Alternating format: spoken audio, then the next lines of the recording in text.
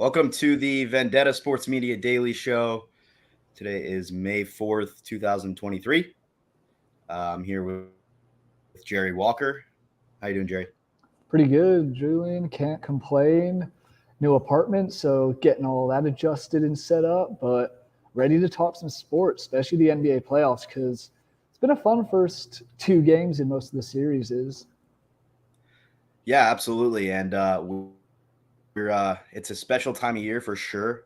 We got all the winter sports playoffs wrapping up, starting to get going here with the NBA playoffs, and that's what we're really going to talk about mostly today on the show. The NBA playoffs, and a good amount of hockey is getting going as well. So it's really a good time of year to be a sports fan, especially these winter sports, because they have such long seasons, and now they're really starting to get to a conclusion. So especially the NBA. The NBA has got a really long playoffs. So it's a cool to see how it develops and which teams end up surviving and who advances at the end. And so we've got a lot to talk about with these winter sports today. We'll just get going with the NBA to start. And so last night was game 2 of the Eastern Conference semis between the Celtics and the Philadelphia 76ers, in a game where Boston was just simply the better team on the court, and they showed it. And they defeated Philadelphia by 35 points, I think. They demolished them, and now the series is even up at one game apiece.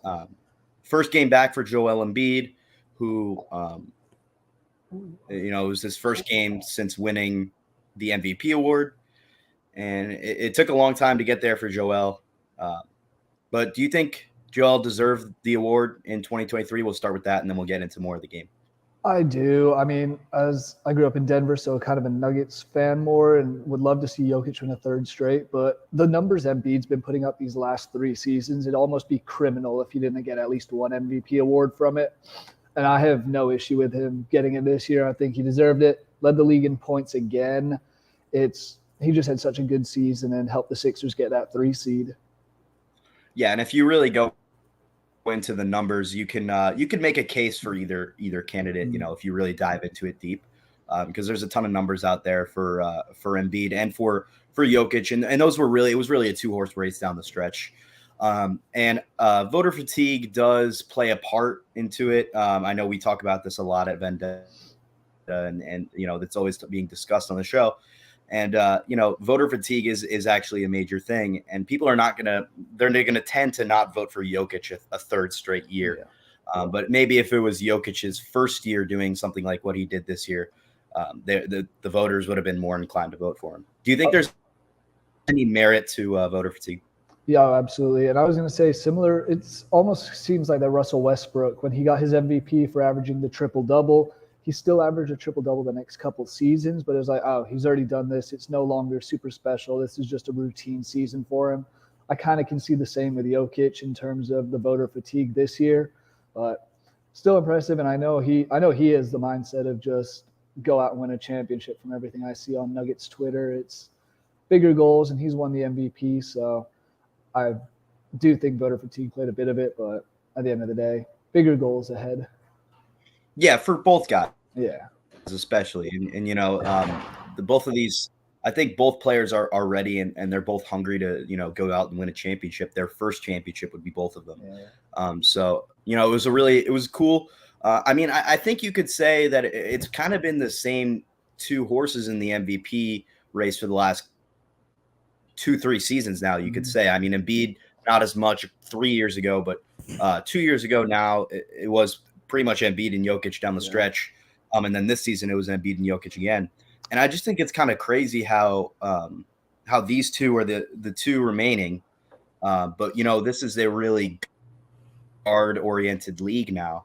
But the fact that we have 2 centers that are contending for MVP every year, I just think it's kind of interesting. I wanted to ask you, because the last 5 MVPs now, it was Giannis with 2, Jokic with 2, and Embiid with 1. Before that, it was a series of guards winning it. Do you think I saw questions being posed? Do you think the era of the big man is back in the NBA, where it's you want to have a dominant big man, and those are the not best players, but those are the most important and most valuable players? they may be the most important and valuable players because a lot of teams they have guards now. A lot of teams they have a stack of guards, but if you could have a true difference maker in the paint, you can end up winning a lot of games. And if that guy can, he can shoot like a guard, like Embiid and like Jokic can, and if he can handle the ball like those two guys can and pass the ball, then that player just becomes that much more valuable because he's 7 feet tall and he can do everything.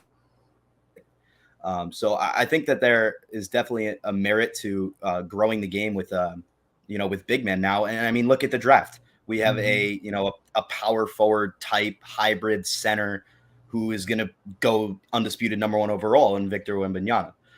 So I think that the big man era is definitely coming back into the sport, which is great to see because it really had disappeared for a little while. Everyone thought you could sort of play positionless basketball there for a little bit, but there is a merit to having a really good big man, who's a presence and who can offset the rest of your team. Absolutely. I mean, I think the only exception to that, to an extent, but we'll touch on this a little bit later, is the Warriors. But we'll touch on that in a bit. Yeah, they're the only one that's kind of proven against that recently. Yeah. So back to the Sixers and the Celtics. That game wasn't very close. Game two. Game one was much closer game. The Sixers were able to prevail. I think they won by 4 or 5, something like that. And James Harden, he put on a show in game one without Joel Embiid. I believe, I don't have the stats in front of me right now, but I think he had 45, something around. Yeah, this is a lot of points, and he was the impact scorer and the impact player for the 76ers, and that was without Joel Embiid. So, I mean, James Harden, he's a distributor. He can do everything. He can shoot if he needs to. So with Embiid back, and now the Sixers have a more complete roster with Embiid there, what Harden do you think we're going to see in game 3? The guy that can shoot a lot is going to shoot a lot like he did with the Rockets, and the guy that's going to be the primary scorer? Or do you think we're going to see the guy that we saw for most of the year, the guy that complements Embiid and is always passing the ball to his Sixers teammates? I think we're going to see, honestly, a little bit of the both, because Embiid coming off a knee injury, he's still not 100%. I don't believe that he would be from that short of a turnaround and with his injury history. So I think Harden will have to step up on the scoring end at times. But at the same time, Embiid's the league leading scorer for the second time in the last few years. So he needs to have the ball. And that's where Harden's passing comes into play, because he can find him, get the open plays, and just let Embiid cook down low. And that'll be a little interesting for that. I was just concerned with Harden yesterday because he went 2 for 14 from the field, 0 for 6 from threes. He got 8 of his 12 points from the free throw line. He was not cooking like he was in the first game, and I wonder if that was because he was trying to be more of the distributor, or if the Celtics kind of keyed in on him a little bit more. One thing about it, I think, is that the Sixers, they swept their first round matchup against the Nets, and then they had 10 days off before they played the Celtics. So I do think that factors in a little bit with James Harden, as far as his his shooting and his ability to stay fresh out there on the court. I think for James, as long as he is the guy that is complimenting Embiid as best as he can, then he should just do as much as he can to help Embiid. Because I think Embiid scoring 35, 40 and, having those boards and really being the primary guy and letting him get hot throughout the game, that's really what's going to propel the 76ers over a team like Boston. Because that's the one X factor that they really have over Boston. Harden, they can neutralize Harden. They can get defenders on him, and Boston is a good enough of a defensive team to the point where they can neutralize Harden if he were to be the primary scorer. And Philadelphia knows that, so I think that they're going to go to more of a set where they can get Embiid involved, and we saw that in game 2. Maybe not, obviously not as much as game 1 because Embiid didn't play in game 1. But yeah, in any scenario, I think that they're going to want to keep Embiid as the primary scorer, no doubt. And moving on to the one of the Western Conference series. Can I make one more point on this one? The stat that really stood out to me was the bench. There was no help on the Sixers bench. I think they finished with 26 points. Meanwhile, Malcolm Brogdon alone finished with 23 off the Celtics bench. Obviously, it's with a blowout, they're playing more minutes on the bench, and it won't be happening every game. But is that something that concerns you? Is maybe the lack of depth that the Sixers have compared to possibly Boston with Grant Williams and Brogdon, and I'm sure some of these other guys could go off. Robert Williams at times. Yeah, and Boston's definitely more of a deep team than Philadelphia is, and I think that's where Boston probably gets the edge in this series, if we're being realistic. And I think that's what it's going to probably come down to. The Sixers, their 6 through 8 is not too strong. They have some great players. They got DeAnthony Melton, and they've got a guy like Niang and Shake Milton, guys that can really play good basketball. But the fact that a guy like Peyton Pritchard is the Celtics, 12th, 13th man just shows how deep they are as a unit. And they've got guys up and down the roster. Obviously, a guy like Malcolm Brogdon scored 23 points last night for them, like you said, off the bench, and Grant Williams and all these guys, Robert Williams too, the Time Lord, whatever. He's really solid as well. And so they've got depth up and down that roster. And I would be concerned if, I'm the Sixers looking at my bench versus Boston's bench. So that makes the minutes where Embiid is on the court even more impactful and really even more important because you can't fall back on that depth to try and, overpower Boston when your stars aren't on the court. So I think it'll be an interesting dynamic to see when this series unfolds, but that's a really interesting series. Personally, I think that those are the two best teams in the Eastern Conference, I agree. Especially obviously without Milwaukee. So those two teams are, this might be the Eastern Conference Finals we're talking about here, because the team that wins this series might easily just walk the Knicks or the Heat. So we'll get into the Knicks Heat matchup a little bit later. That'll be at the end of our NBA coverage. If you don't have anything more on Sixers Celtics, we can move on. Yeah, I'm fine to move on. That was the last one I wanted to just ask you. Yeah, cool. All right. So the Lakers and the Warriors. Lakers defeated Golden State in game 1. That was a really close game, a really competitive game. Golden State, they were down for a long time in that game, and they were down for pretty much the length of that game. The Lakers, they really started out strong, and they had a good first half, first three quarters, and then Golden State really fought back at the end, and they got it to within 3. Jordan Poole hoisted up a deep shot, pretty ill-advised shot. I think even Poole would tell you that shot was ill-advised at that stage of the game. You look over at Steph Curry, and he's got his hands on his head after Poole makes that turns and takes that 3 and is not even close with the shot. So Golden State, they fought back hard. Do you think that they have enough shooting? Like in that fourth quarter, we know that they have enough shooting, but they willed their way to try and get it back into that game against the Lakers. Just came up short. Lakers take game 1. But do you think Golden State can really shoot their way past the Lakers, given all their roster holes? I mean, if Steph, Clay, and Jordan Poole all had 6 threes in game 1, I don't see it being any better than that. Like as an individual player performances, that's impressive. Having 3 guys with 6+ threes. If it doesn't get any better than that, I could see it being a little bit of a struggle for the Warriors because there just wasn't much help after those 3. It wasn't like Draymond was doing much. Kevon Looney got a lot of boards, but not much else. And Wiggins didn't really help too much. But anytime you have Steph Curry and Clay, their shooting is so good. That's why Steph's the best 3-point shooter ever. They can keep you in a game. And the Lakers lack that 3-point shooting, but they make it up elsewhere because I want to say they only had 6 total threes made in that game, but it's just a little bit everywhere else. So Warriors will have to keep shooting because that's their identity, but I'm not sure if it's necessarily going to win them the series, but I think it could drag it out a bit more. Yeah, and Golden State, they're going to shoot you out of the gym. We all know that. They had 6 3. They had, like you said, Poole, Thompson, and Curry had 6 threes each, and they lost the game, which I think says a lot because, if those guys are putting up those kind of shooting numbers and they still lose the game, I think it really shows you how good of a team the Lakers really are, Mhm. because a lot of teams would just fold under that kind of pressure from the opposition and shooting that well, especially from deep.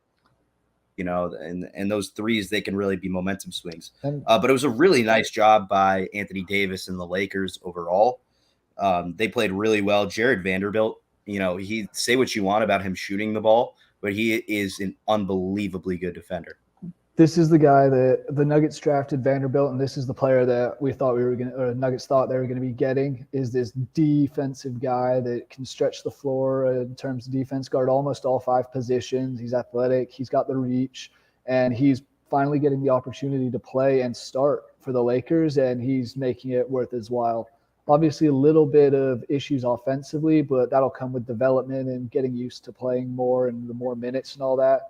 But also, when you're with LeBron and AD, you don't necessarily have to have the ball. D'Angelo Russell can get the ball still. Austin Reeves can score. So Vanderbilt's kind of there just to be that defensive guy. Almost, I'd say, like Draymond Green is at this point in his career. Yeah, and it's a perfect fit in LA. Like you said, he doesn't have to carry the team on offense. He doesn't have to be that guy that's going to be shooting the ball in the fourth quarter. In fact, he's not that guy at this stage of his career, and we all know that. And he's going to pass the ball off to a Russell, a LeBron, and Anthony Davis. And those guys will be the difference makers on offense. Like you said, can stretch the floor. I mean, he played 25 excellent minutes on defense in game 1. And if he can make free throws, if you foul him, he'll go to the free throw line. He'll make some. So he's a really solid player for them on defense. And he's going to get the Curry assignment a lot of the time. And Curry was great in game 1, but he didn't drop 50 like he did in game 7 against the Sacramento. He had 27. So Vanderbilt can really help to neutralize them. There's, obviously the biggest X factor of this series has to be Anthony Davis. Nobody on the Warriors can guard Anthony Davis based on size. We were talking about it a little bit on the TNT show after game 1. Charles Barkley was talking about it a little bit as well. He was talking about how Kevon Looney is just too slow to guard Anthony Davis, and Draymond Green is too small. So what do you do now if you're Golden State, and how do you really start to defend Anthony Davis? God, that's a very difficult question for anyone to answer, especially when you don't have the size, the speed, the athleticism to guard AD, because he outmatches everybody on the Warriors in terms of the big men. Kevon Looney, like you said, a little too slow. I do think if anyone's going to be able to stop him, it would be him. But you can't even double team Anthony Davis with, say, Andrew Wiggins helping or Draymond helping with Kevon Looney. It's because LeBron will be open or Russell will be open.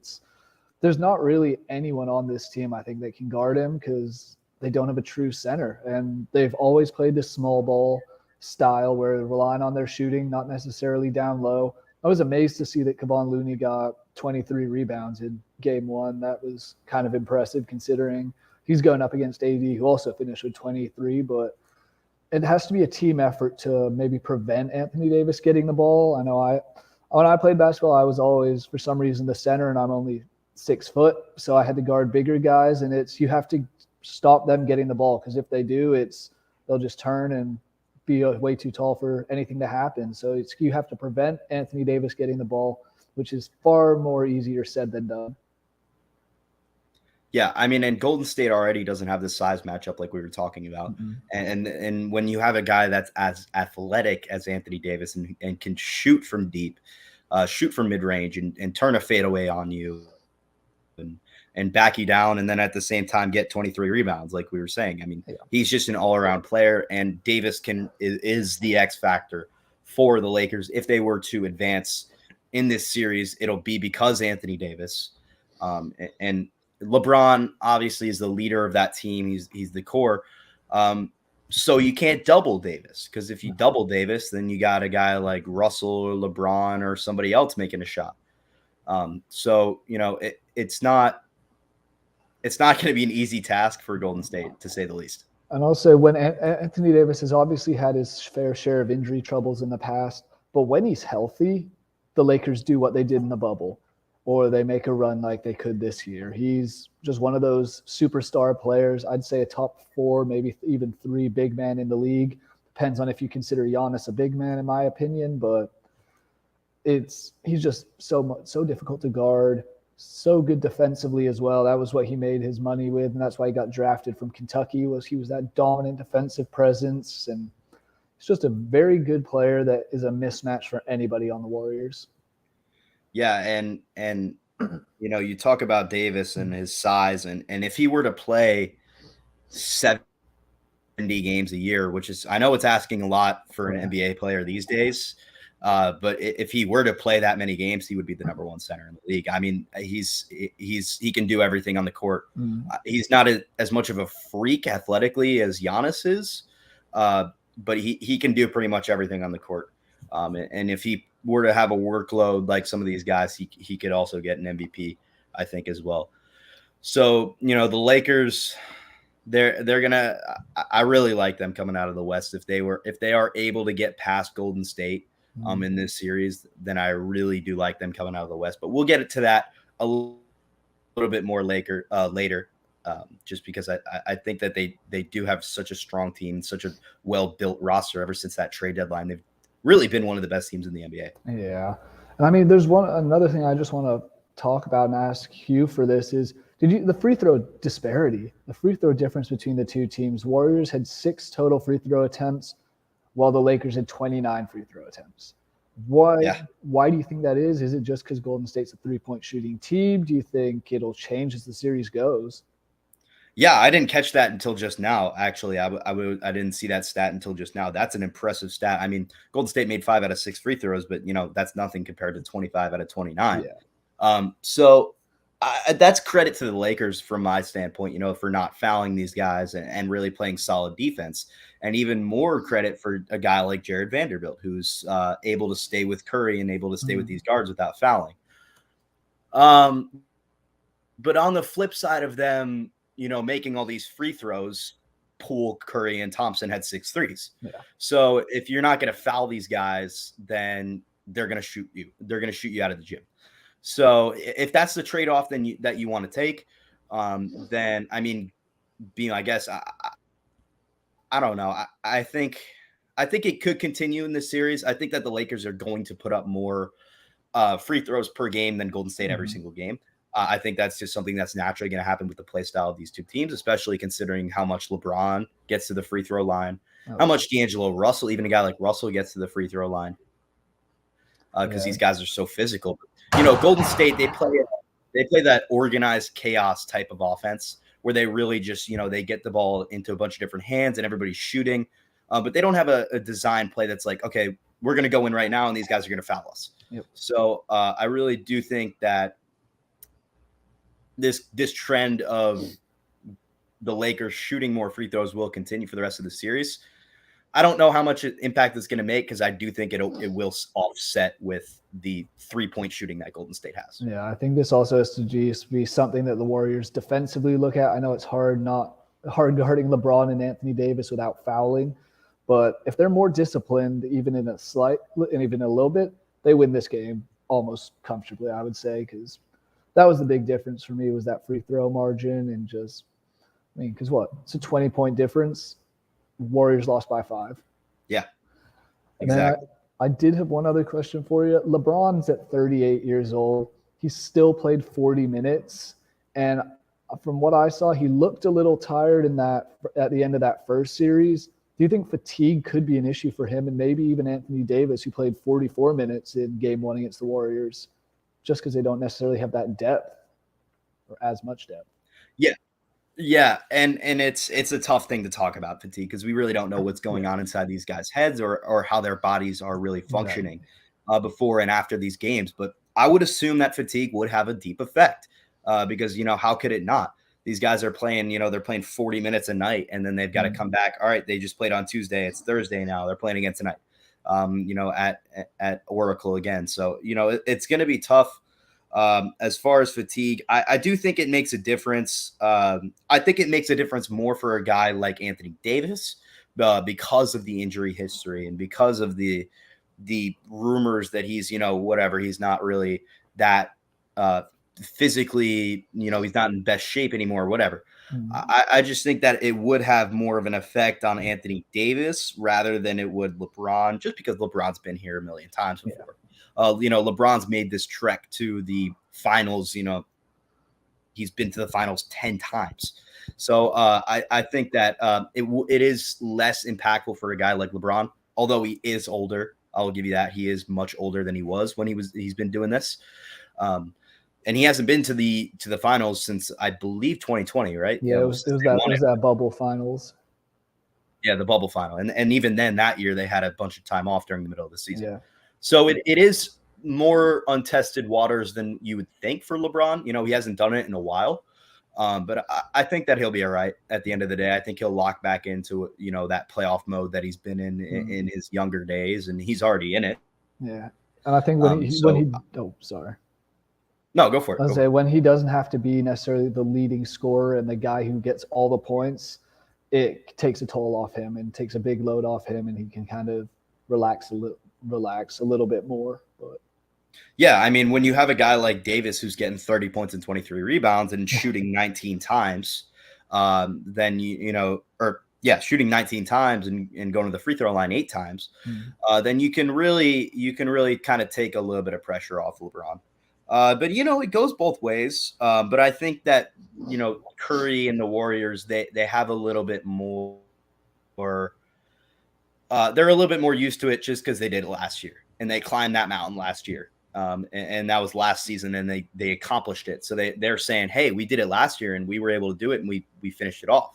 So why would it be different this year? Mm-hmm. As far as the Lakers, I think it's only LeBron and Anthony Davis that were on that 2020 team. Maybe Dennis Schroeder, maybe one or two other guys that I'm missing, but I believe it was just those 3 guys. Yeah. Because D'Angelo wasn't on the Lakers at that point. I don't think he had already. No, I think he was. I think he was gone already. Yeah, I think he was gone. So yeah. So but really interesting series there again. We got game 2 of that one tonight. I'm super pumped up for that one. That's probably the most entertaining series of this playoffs of the second round. I would say absolutely. I was thinking the Nuggets and Suns might be close, but we'll talk on that in a second with the injuries going on. But anytime it's North California, South Cal, Bay Area, LA, there's that huge rivalry to begin with. This is just a fun series with some great star players and just high energy basketball. And this is probably the most entertaining series and maybe even the closest series, I would say, depending on injuries elsewhere. Yeah, and it's kind of underrated that, it hasn't made the headlines that I thought as much as I thought it was, Curry versus LeBron again, right? It was that playoff, that finals matchup that we saw for a ridiculous 4 years in a row for that stretch when it was Cavs Warriors every single season. Cavs Warriors every year. Mm-hmm. So that was really it's a really headliner series, and I think that game, as a fan, I hope that one goes 7. Absolutely. So I hope we get a good matchup there. But you were alluding to Phoenix and Denver a little bit, and that series is at 2-0. Denver leads Phoenix, and Phoenix is probably going to be without Chris Paul for games 3, 4, and maybe 5. They were alluding to. So it's going to be it's an uphill battle now for Phoenix. They really put themselves in Denver. They'll come back home now, which is, that's a good benefit to them.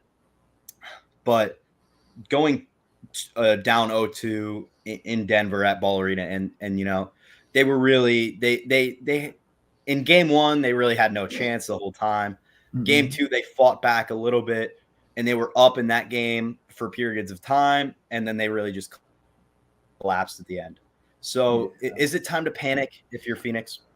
I would say so, mostly because they don't have the depth on the bench, and then without Chris Paul, that just leaves them another man down. And hopefully he comes back because he is an entertaining player and he's a good player that can make this series very interesting. But I just think it might be too much this year. The Nuggets have that chip on their shoulder from getting swept a few seasons ago. And this is what I had hoped for. The Nuggets are finally healthy in the playoffs. Jamal Murray's healthy. Michael Porter's healthy. We haven't seen that since probably 2019. I think it was 4 years that Jamal hadn't played a home playoff game for the Nuggets.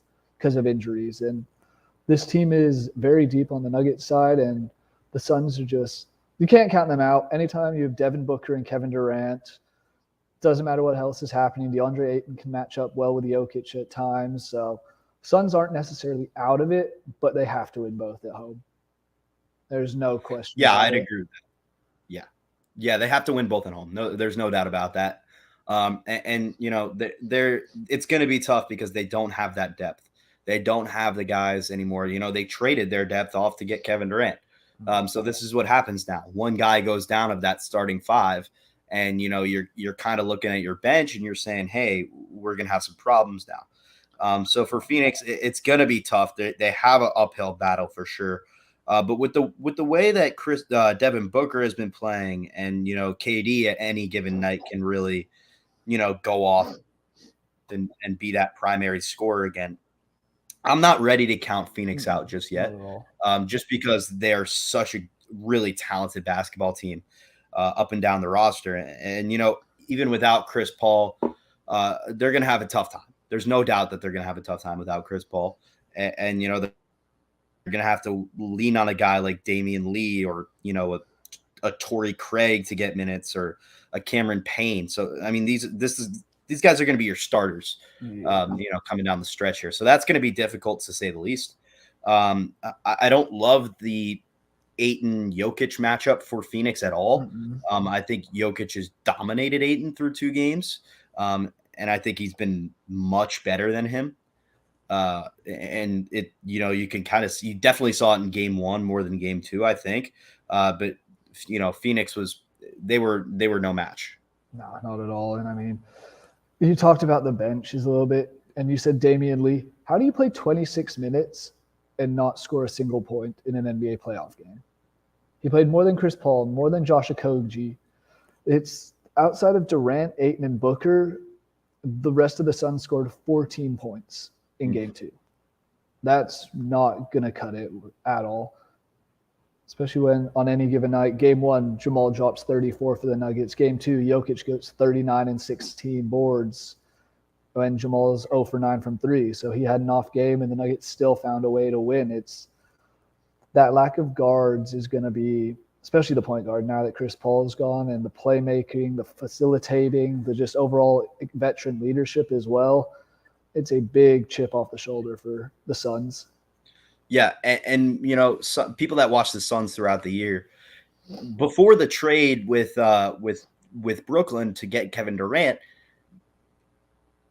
a guy like Damian Lee hardly played. I mean, he was hardly out there for them, and he was their 3rd point guard.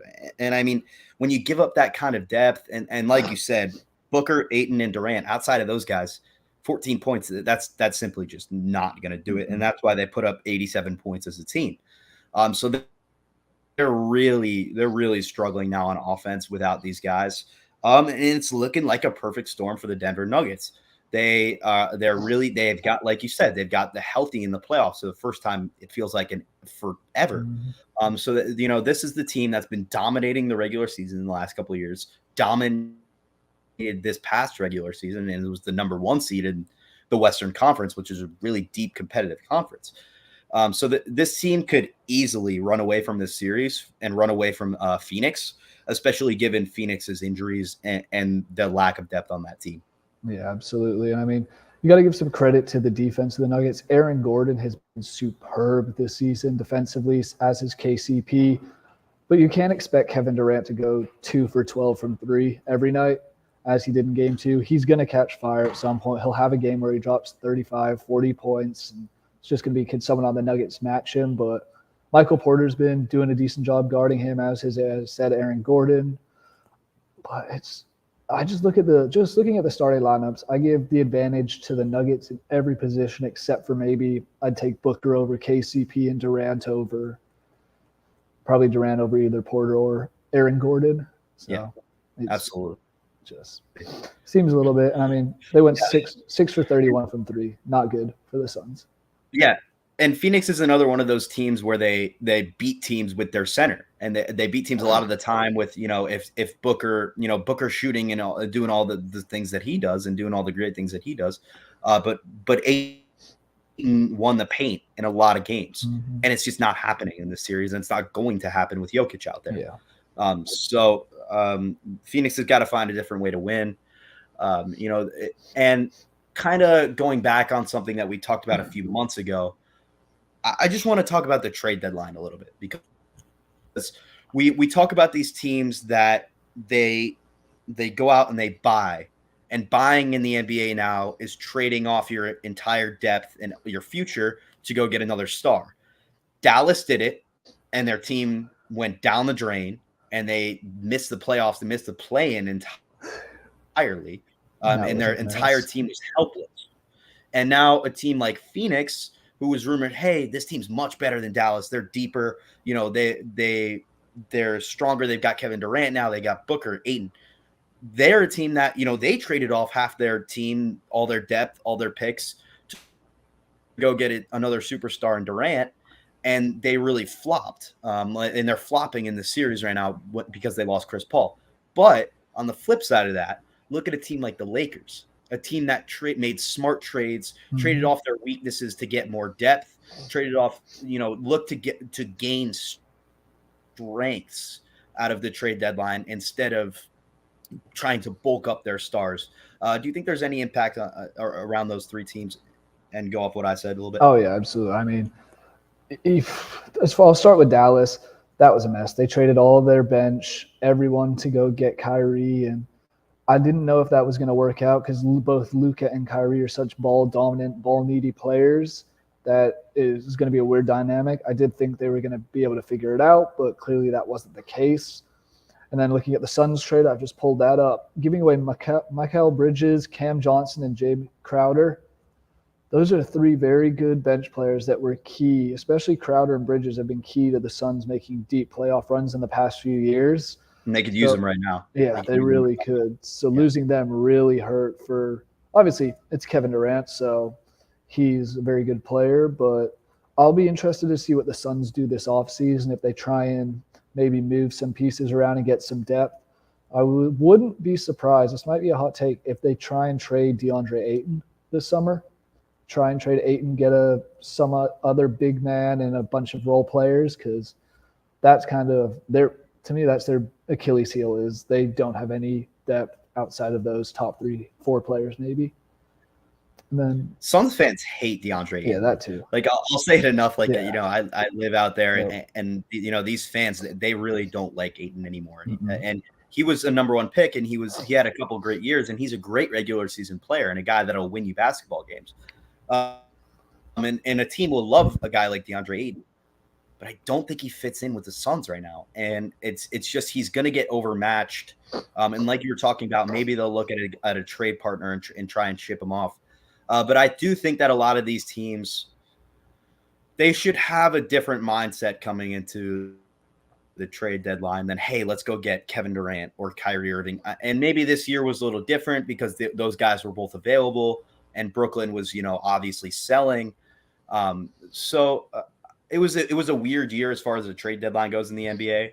But I think trading off and trying to get these big stars may not be the best route. And building your roster, building your bench, building your defense like the Lakers did is really something that is more valuable than going for the stars. Yeah, I mean, you mentioned the Lakers. That's exactly what they did. They traded away the dead space, brought in some new young guys who fit their mold and fit the style of play they're doing. And so far it's paying off for them, because there's a point where they were out of the play-in altogether, and now they're 3 wins away from the Western Conference Finals. Yeah, absolutely. So, that's an interesting one. The Suns, they're favored by 4 points at home. Do you think for Game 3 that they're favored at home? Do you think that do you think they're the favorites for Game 3? I mean, everything that the first 2 games has showed, I would say no, but it is in Phoenix. Suns fans will be up for it. Kevin Durant and Booker will be up for it, especially without Chris Paul. So I see why they have it at that 4-point spread, but if I'm a betting man, I'm taking probably the Nuggets +4, if not money line there. So just too much strength and too many weaknesses on the Suns, but it's Phoenix. Anything can happen. I remember I was in Arizona for the series between the two a few years ago, and it was that crowd that just was electric and got the players going, and everything was clicking for them. Suns in 4 guy. I would love to see the Nuggets in 4 here, just to shut them up, and that's that. But one other stat I want to just put out, I want to say like Jamal Murray in his career against Devin Booker, two Kentucky guards. I think Jamal is something like 16-2 against Booker. That's impressive. I didn't know that stat until you just said it. That's something that is, that's pretty impressive. And the Nuggets have been better than the Suns recently-ish. Regular season wise, not playoffs. Regular season. Yeah, playoffs not as much. But yeah, if we could see a 47-point performance like we saw out of Booker, in game 6 or game 5 against whatever game that was last game against the Clippers. If we could see that out of Booker, then the Suns have a really good chance to win the game, just because of that star factor and what they can bring to the court every night. It's gonna be tough though, and I think it goes without saying, 3-0 lead for Denver is a death sentence for Phoenix. Absolutely. So they're going to be putting it all on the line to win this game 3. Excuse me. So I think it'll be pretty good for Phoenix to try and take game 3 of this one. Yeah, it's gonna be. Sorry, some dude's being a. No, you're good. So I do want to go from this series over to the Eastern Conference a little bit. We've got a 1-1 series over there on the other side of the Eastern Conference bracket, and it's New York and it's Miami, and we're tied at 1 apiece. So we're shifting to this series a little bit now, and the last series of our Eastern Conference matchup and round 2, and then we'll shift over to a little bit of hockey to end the show. Oh yeah. So the Knicks and the Heat, we're even here. Miami got one without Julius Randle, and then the Knicks got one without Jimmy Butler. So these two teams without their primary scorers, one team won one, the other won another. So now with the series going back to Miami, who has the edge in game 3? These two teams, they seem so evenly matched through so far. Yeah, they are. For me, it just depends on how healthy Jimmy Butler is. If he's able to play going back to Miami after stealing one in New York, give me advantage to the Heat. But if he's not healthy, we saw the other night that it's a little more difficult for the Heat. But even then, without Jimmy, they only lost by 6. And I saw some pictures on Twitter after the game of Jimmy kind of just smiling and nodding his head like, oh, shit, these guys can actually still kind of do it without me. We're ready for when he comes back. And this is just going to be a fun series. I would say this is probably the most evenly matched series, while the Lakers and Warriors is probably the most fun and most exciting. This one's probably the most evenly matched because who knows what can happen between these two. Who would have thought the Heat were even going to be in this situation after beating the Bucks 4-1? So, and there's another team that has that playoff experience, the Heat, who made the final in 2020 as well. So they know what to do in the playoffs. The Knicks not as much. So give me a little advantage to the Heat if Jimmy Butler is healthy, even remotely. Yeah, and as the series shifts back to, we're going back to Miami here, and get Butler back on the court for Miami game 3, assuming he plays, it's going to be tough for the Knicks. Miami has played extremely well in these 2 games, and they played really well in New York, and they really looked good at MSG for a while there. But the Knicks, they're road warriors. They're 24-17 on the road this year, so they really know how to go into an opponent's gym and win a game. So I think there is some merit to be said about that as far as the Knicks go, and they can really shoot the ball well in an opponent's court. And Julius Randle, he's a guy that when he's on the court, the Knicks are a completely different team. So I think that it's gonna be difficult for Miami to stop him, if you will. But I think that. I don't know quite who to give the advantage to yet, because I love the way that Miami has played in these first 2 series. And we've actually got someone in the comment section, and that they play really well against better rosters. New York, better roster. Miami, better, or Milwaukee, better roster than Miami. But and I think that really comes down to coaching with Miami, with Spoelstra and the coaching and the depth of that team and how they can really get the most out of their players. Kevin Love was the guy that was cast off from Cleveland, didn't play at all with the Cavaliers. You know, he was released on waivers, and then Miami picks him up, and he's a factor. He's starting for this team, and he's coming off the bench. He's giving great minutes. So I think that really comes down to coaching. And because of that, I would give the slight advantage to Miami, even though I am a Knicks fan, and I'm not going to keep my bias out of this. I think that that Spoelstra and those guys, they really have an advantage, especially if they can take this game 3 and really shift the momentum towards Miami. I think they've got a great chance to advance. Yeah, absolutely. It's like you said, Eric Spoelstra is one of the best coaches in basketball at the moment. He's won 4, maybe even 5 rings as the coach of the Heat, over 100 playoff wins. He's done it. He's been there before. He knows how to play against better teams in the playoffs because he's had to do so many times. And then same side, he finds a way to motivate the players, and some of them got that dog in him, like Jimmy Butler especially. He wants to win. He knows how to get it done. He has that playoff experience. Kevin Love as well. Kyle Lowry even to an extent because he won a ring in Toronto.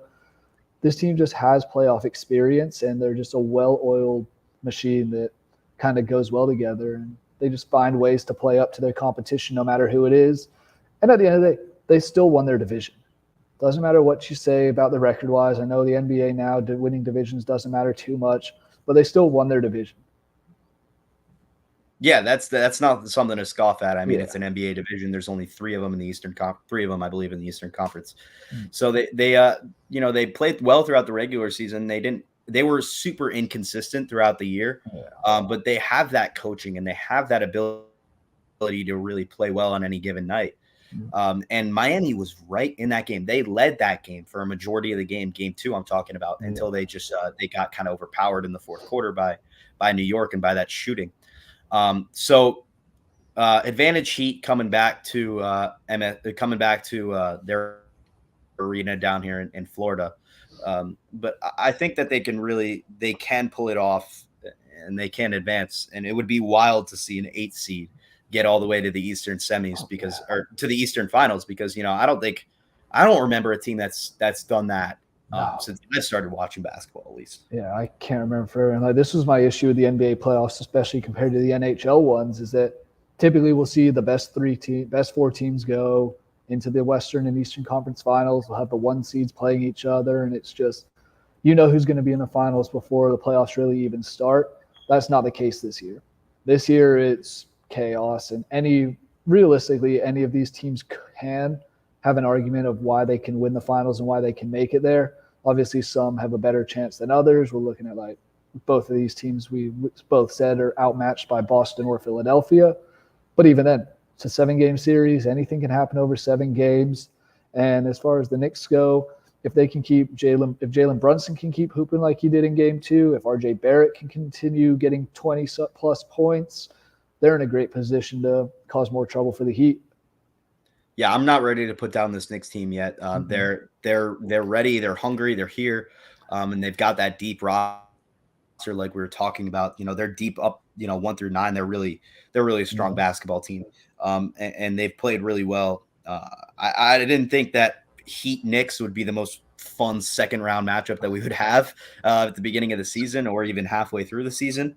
But they're playing really well. Mitchell Robinson in game 2 was pretty much a non-factor, which is something that the Knicks kind of can't really have.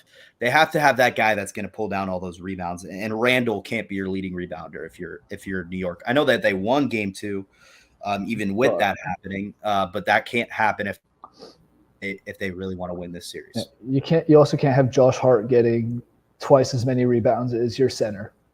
That just shouldn't be happening. Can't happen. It's going to be an interesting series to see where it goes. I mean, we were talking about, was it Emmanuel Quickley won the 6th man of the year? Was that, or was it most improved? He won. He won. I think he finished second in the voting. I think it was. I think it might have been Brogdon it was Brogdon who ended up winning.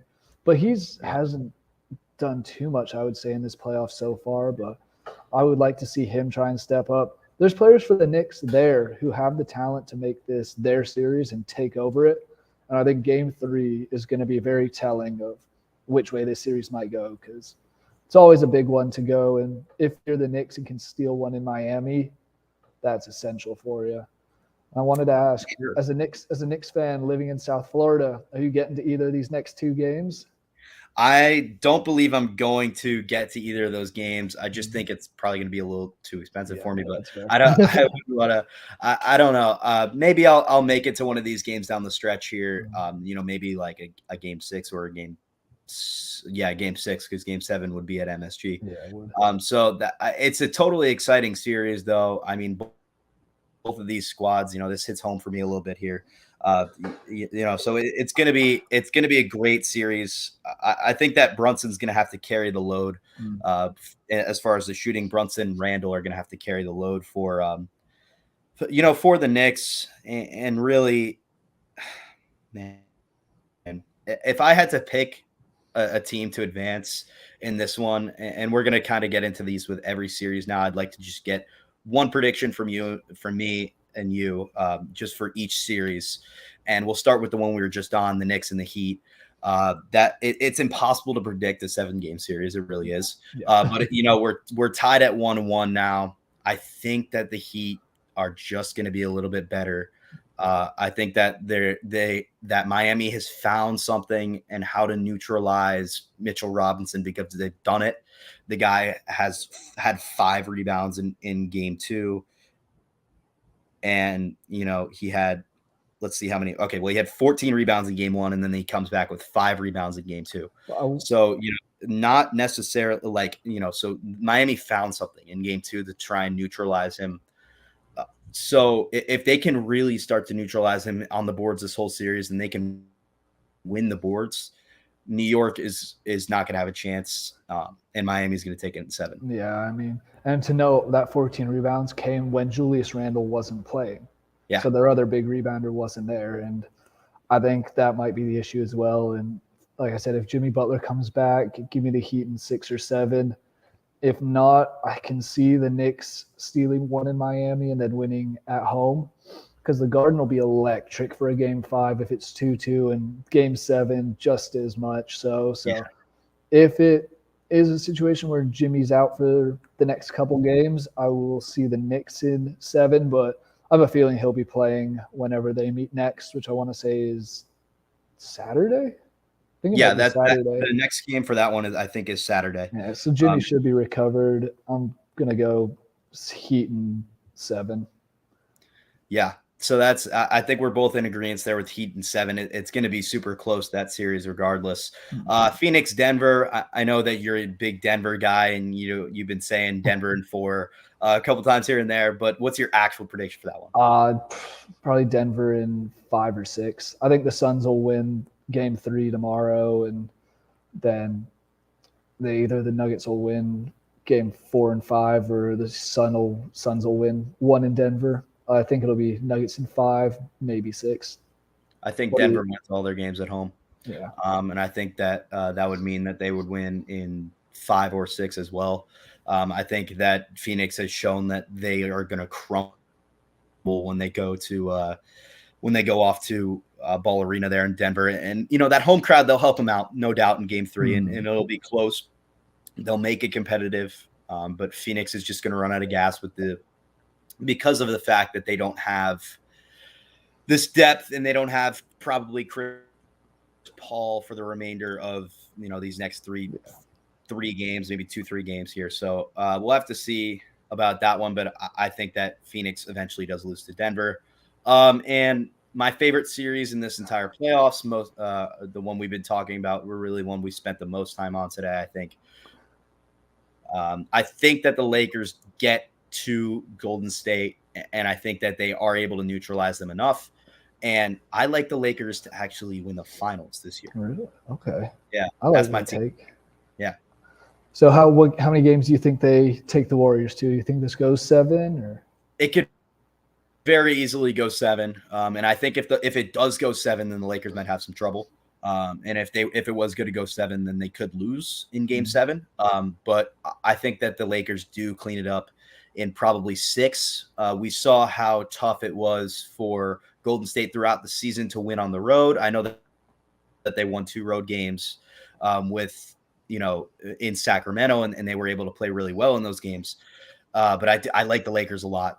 I love the construction of their roster, and I love their chances to go against Golden State because of that Anthony Davis factor that we talked about earlier. Mm-hmm. Nobody can stop him on Golden State.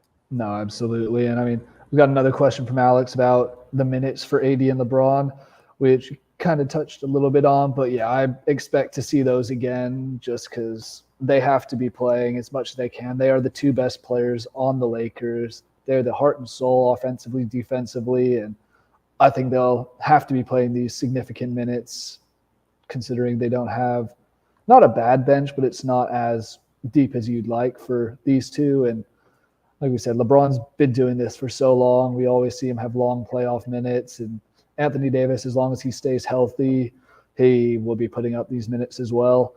I think if the Lakers can manage to continue the Warriors' road troubles, then this could be over in 5, maybe 6. But realistically, I'll go Lakers in 6 for that. Yeah, we talked about this a little bit earlier on the show. We talked about the minutes with LeBron and AD and how it's really been stacked up, and it's been tough for those guys. And it's going to be tough down the stretch here because those guys are both older, and Anthony Davis is injury prone, and LeBron's 39 years old. So it's going to be tough for those guys.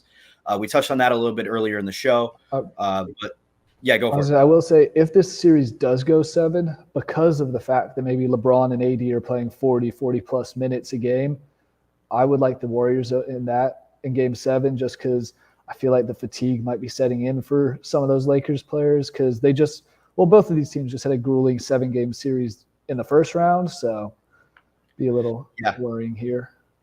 Yeah, and that's a great point because both of those teams have already gone to the distance in both of those series. So it's going to be tough for either team to draw up those minutes. And I do think that the Celtics get by the Sixers here. I think it's going to be a good close series. But I do think that eventually the Celtics will get by them, and whether that's in 5, 6, or 7, I can't really, I don't know.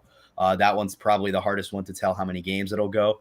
But the Celtics, I do think that they take this one just because any given night, that Philadelphia can really win the game and they can really get that performance from Harden and Embiid and they can get those guys in that bench and they can really get it going. But I do like Boston's depth more. I like them more as a roster, and all the regular season and all what's led up to this point has pointed me to take Boston in this series. Yeah, I'm with you. I think Boston. I don't think this series will actually go 7. I think it could be done in 5 or 6. So I'll go Boston in one of those 2.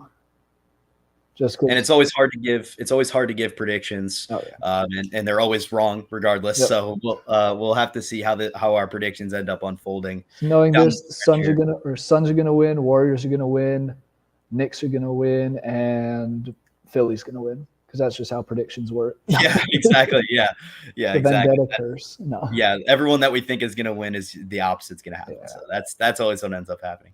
And we're gonna go for it. I was going to say, you said you have the Lakers winning the whole thing. Who do you have winning the East? Is it Boston? Yeah, it's Boston. I think we're going to get a Boston LA final, and I think it's going to be a super entertaining. Yeah. I would love to see those 2 storied franchises. Boston's best team in the East by far remaining. Yeah. Even if the Knicks were to advance with the better roster than the Heat, the Celtics would blow the Knicks out of the water. Absolutely. Coming from a Knicks fan, that they would blow them out of the water there. That would be a really, the 2 teams with probably the deepest rosters remaining are the Celtics and the Lakers. So I think that those teams can both really match up well. And if we were to get a potential finals like that, that'd be awesome. But, what's your early finals prediction?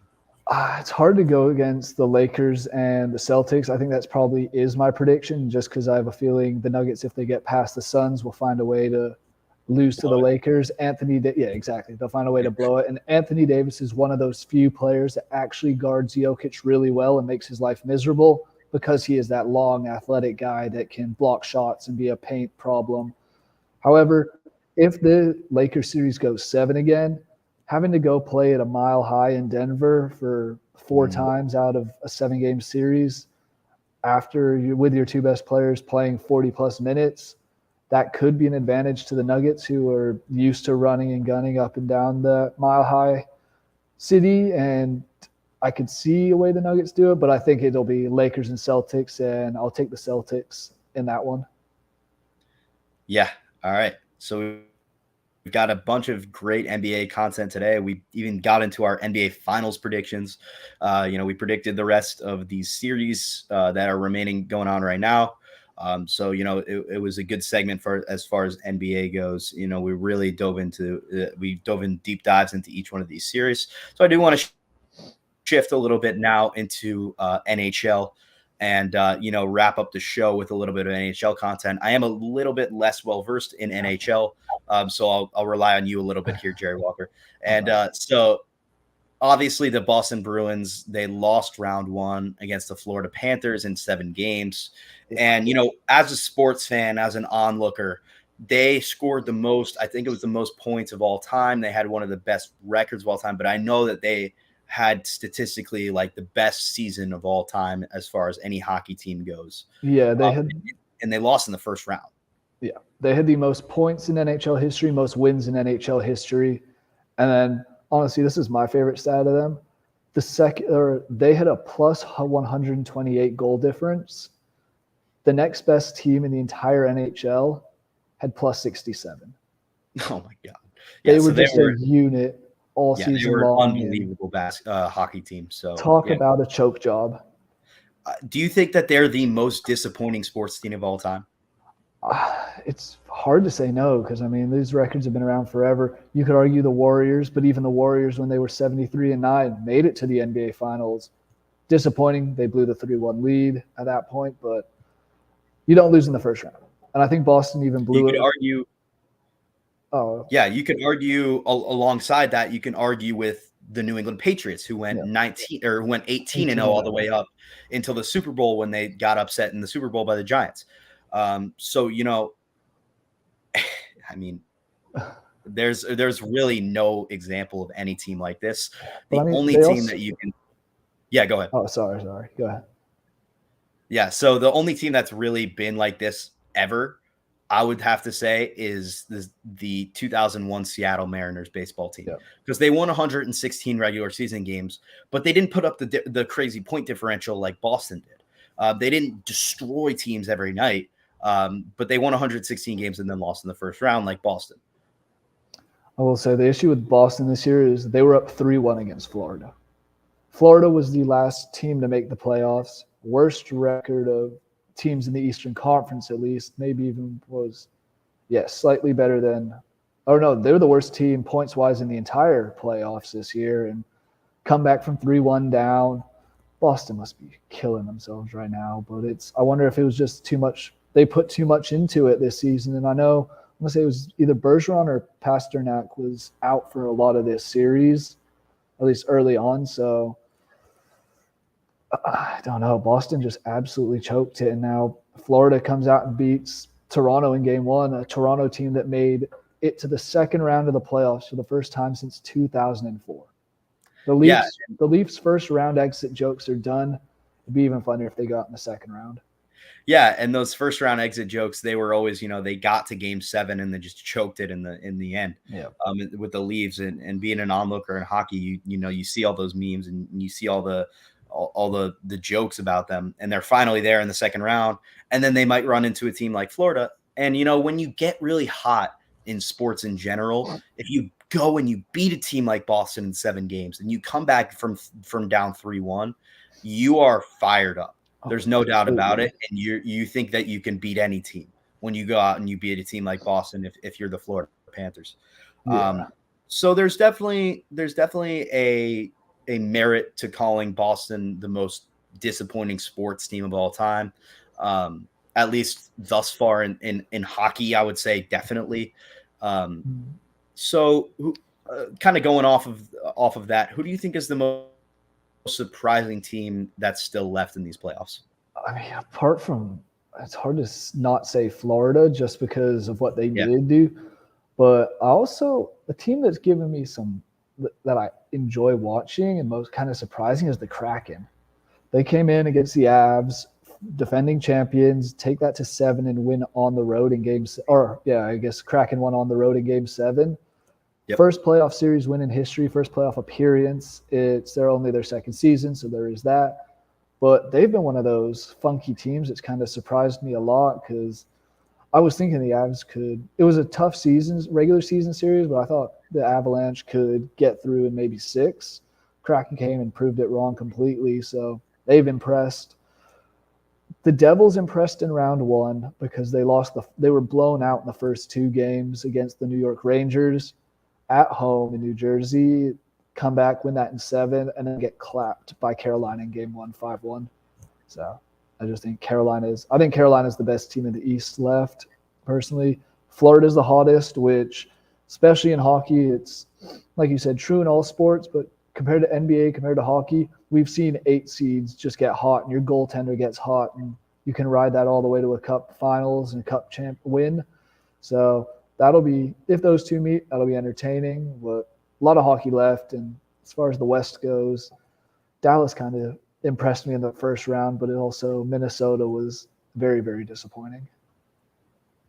Yeah, the Kraken, they were able to get that Game 7 on the road, and that was super impressive for, expansion franchise like them. And they were able to really do well in that series and take that one. As far as the East goes, the Rangers, they were pretty disappointing. They went up 2-0 in that series, and they looked like they were probably going to cruise past this younger Devils team. This Devils team that doesn't have that much experience in the playoffs, and then New Jersey just comes out and smacks them in the mouth for 4 out of 5 games. Yeah. So I mean, it was pretty bad for the teams. There's been a lot of disappointments in these playoffs so far in the NHL. You look at a team like Colorado, Boston, obviously, New York, and like you said, the Wild. Yeah, we were talking about disappointing teams in Boston. This Rangers team this year, they go out at the trade deadline, get Patrick Kane, bring in Vladimir Tarasenko, a couple other big good players to pair up with Zibanejad, Panarin, Kreider, and then they just sell to a bunch of kids who were can't even drink in the U.S., I would say. So it's absurd, and I think that's another big choke job right there because they were also confident as well, up 2-0, looking like a significantly better team, and then blew it. So that's iffy. I was just confused about one thing. We've seen the last 2 nights. Joe Pavelski for Dallas scores 4 goals. Dallas loses. Last night, Leon Draisaitl scored 4 goals for Edmonton against Vegas, and Edmonton still lost 6-4. But how do you score 4 goals and not be named one of the 3 stars of the game? Yeah, right. That was just weird to me. Yeah, that's definitely interesting. And when you put up 4 goals and then your team loses 6-4, like Edmonton did, you kind of feel helpless if you're, a guy like Drysdale you're talking about. Yeah, being the star of the game, and that's something you don't really see in other sports, and that's interesting. Hockey has that, and they kind of do like a public stars of the game kind of thing. So yeah, pretty cool. I honestly like it. It kind of shows recognition to players, game in, game out, and it's just something different that makes hockey different than other sports. But do you want to go through predictions at all? Do you have any predictions for the Cup or these next couple rounds? We can go through a little bit of predictions. I mean, I'll leave the series. Each series you can dive into if you want to. I'll just give my Cup favorites right now. I think that Carolina is the best team in the East, and I think that they do come out of the East. But I think it's going to be because Florida ends up beating Toronto. And then it's going to be Florida and Carolina, and I think Carolina is just going to overpower Florida. Yeah. It's been a long time coming for the Canes, but I do think that they do end up getting to it this year and getting to the Cup. As far as the West goes, I like the Oilers. I know less about the West than I do about the East. Okay. So I like the Oilers a lot, and I think that they have a really good chance, but I don't think I'm ready to count out Dallas just yet. Yeah, no, I'm kind of with you on that. At least in that Dallas and Seattle series, sure you lost at home game one, but it's a long series, and they've proven that the Kraken are better on the road than at home. So you just got to win one, go and win a couple on the road, maybe if you're Dallas. Still a very, very good team that kind of led the Central Division throughout most of this season. So I would not count them out at all. Edmonton, my issue with them is that they are two players deep, maybe three with Evander Kane at times. Add Ryan Nugent Hopkins. They just don't have the depth to compete with the likes of Vegas, who runs four lines deep, three pairings deep. The issue for Vegas though is their goaltending. Like their top three goaltenders are all out right now from the beginning of the season. They're relying, I believe, on Jonathan Quick as their goaltender. Or yeah, I want to say Jonathan Quick's the goaltender still because they went and picked him up at the trade deadline, which that would be cool. He did great things in. I don't know who. Oh, I don't even. It was He's a Brosset. much older player. Yeah, Brosset was the one who started in Yeah. game one and has actually looks like he's played most of the games so far in the playoffs. But points are valid. Either way, it's the goaltending is going to be a little issue in my opinion for them because you're not going to be allowed to give up 4 goals night in night out against some of these better teams that have the defense and won't allow you to score 6 goals. I think I like Vegas out of the West. Still, I think the winner of that Edmonton and Vegas series will get it done. As far as the East goes, I like Carolina over the Devils. I think the Devils will make this an interesting series, get it 6, maybe 7. But at the end of the day, Carolina's defense is arguably the best in the league, especially or maybe after Boston. But superb defense. Sebastian Aho's playing some of the best hockey of his career right now. And then the other series, Florida and Toronto. Typical Toronto, they'll choke somehow, and Florida's magical run could see them get to the Cup just because they're on fire at the moment. But I think Carolina's just too much for them. So give me Carolina and Vegas in the final, and give me Carolina to win the Cup. First Cup since the 2005-2006 season for them. And Vegas once again comes up short. Yeah, and I think Carolina, talking about that defense, they've got a really strong defense. And even last year in the playoffs, we saw it, and especially so far this year as well. They're really a team that's ready, and their time is now, I think. So I like them to come out of the East, like we were talking about, and the West, like I said, is a little bit more of a toss up in my opinion. But I do think Edmonton does get it done at the end of the day. I think that they get past Vegas and then they get to the Cup. Yeah. So we had a long show today. It was hour plus, hour 10 plus. So it was a good show. If you are good to go, I'll leave you off some I'm all good otherwise. Actually, I do want to just make one comment talking about disappointing teams. I know you're not a soccer guy, but I just want to throw this out there. Chelsea, arguably the most disappointing team in the world of sports this year, spent $600 million on players, and they find themselves 9 points away from relegation. Just want to throw that out there. Absolute dumpster fire, and that's why you don't just throw money at random players in any sport. Yeah, and soccer is interesting like that because the teams will just get bumped from the league with relegation, and if you spend that much money and you're relegated, it's not looking good. So. Not at all. But yeah, that was the last one I had. If there's anything else you want to touch on.